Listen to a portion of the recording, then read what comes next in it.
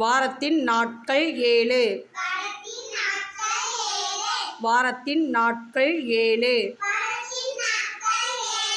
ஞாயிறு, திங்கள், செவ்வாய், புதன், வியாழன், வெள்ளி, சனி. வாரத்தின் நாட்கள் 7.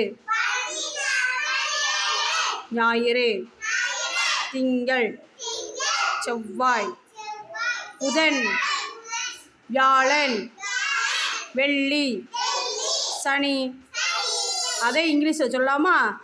The days of the week: Sunday, Monday, Tuesday, Wednesday, Thursday, Friday, Saturday. The days of the week: Sunday, Monday, Tuesday, Wednesday, Thursday, Friday, Saturday.